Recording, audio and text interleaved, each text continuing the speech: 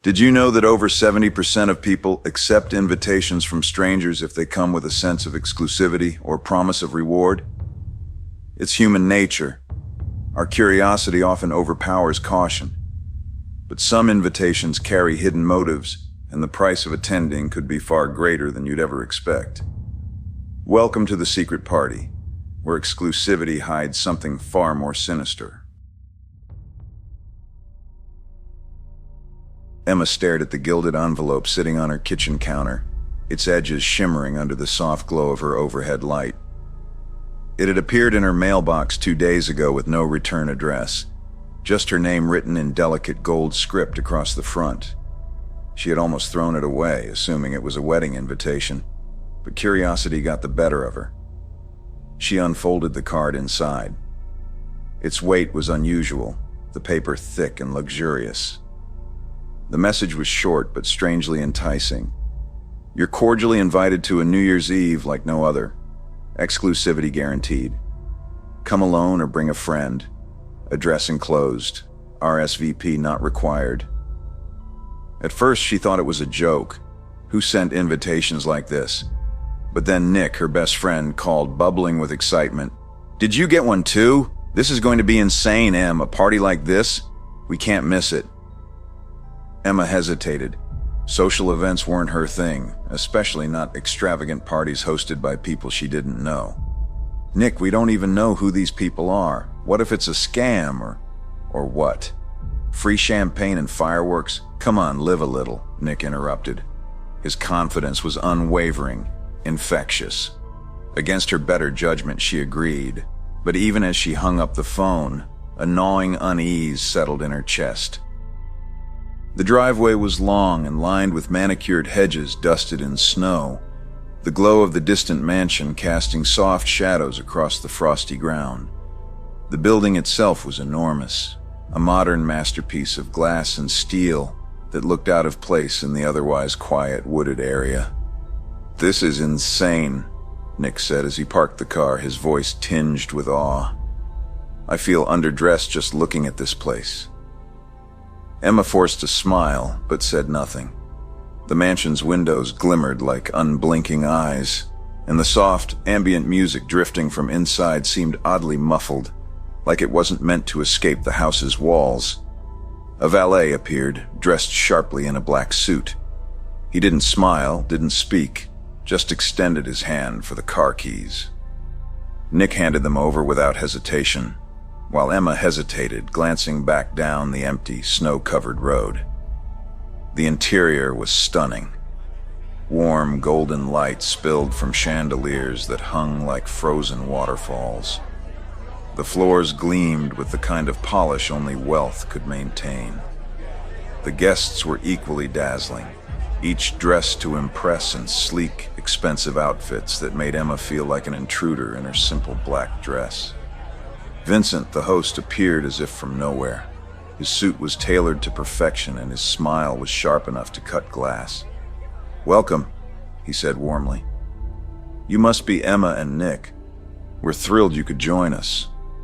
Celeste, his equally impeccable wife, leaned in to greet them, her voice dripping with charm. Tonight will be unforgettable, she said softly, her gaze lingering on Emma just a beat too long. The mansion was alive with music and laughter. Guests sipped champagne from crystal flutes and danced in the grand hall as if they'd known one another for years. But the longer Emma stayed, the more she noticed subtle details that set her on edge. The hallway leading to the kitchen was roped off with a red velvet cord, guarded by a man who didn't move or speak. Every time she passed him, she felt his eyes on her, though he never turned his head. Her unease deepened when a fellow guest, a man in his 30s wearing a silk tie, mentioned his phone had vanished. It was in my pocket 1 minute, gone the next, he said, laughing nervously. Weird, right? Nick brushed it off. You probably dropped it. Happens at every party. But Emma couldn't shake the growing sense that something was wrong. She wandered into the study and froze. The walls were lined with black and white photographs of people, their expressions frozen in wide smiles. At first, she assumed they were family portraits, But then she recognized a face, a woman who had gone missing last year. Her heart pounded. Before she could look closer, Celeste's voice drifted from behind her. "Admiring our gallery?" Celeste asked, her tone light but her presence unsettling. "We like to remember our guests." The tension in the air became palpable as the countdown drew near. Guests began to notice inconsistencies: the locked doors, the missing phones, the cameras subtly hidden in the decor. Emma found Nick near the bar, his earlier excitement replaced by unease. "This place is weird, Em," he whispered. "I tried to leave, but the front door's locked, and I swear someone's been watching me." "We need to go," Emma replied. Before they could act, the lights dimmed, and Vincent's voice rang out across the room. "Ladies and gentlemen, thank you for joining us on this most exclusive evening. We promised you a night to remember, and now it's time for the main event." The room fell silent as Celeste stepped forward, her smile now predatory. "Tonight, you are our honored guests and our players. Welcome to the secret party." A low hum filled the room as hidden panels slid open, revealing surveillance monitors and mechanical locks. Panic rippled through the crowd as guests began banging on the doors, shouting for help. "Here's how the game works," Vincent continued, his voice calm, almost amused. "You have until dawn to prove you're worthy of leaving. If you fail—" He didn't finish the sentence, but his meaning was clear. Emma grabbed Nick's hand, pulling him toward the study. The room was empty now, the photographs on the walls replaced by blank black squares. "What the hell is going on?" Nick demanded, his voice trembling. "They're hunting us," Emma whispered, her breath shallow. The mansion became a labyrinth of shadows and secrets. Guests scattered, their screams echoing as they were picked off one by one. Emma and Nick found themselves in a hidden corridor lined with scratched names and tally marks. "Someone's been here before us," Emma said, running her fingers over the carvings.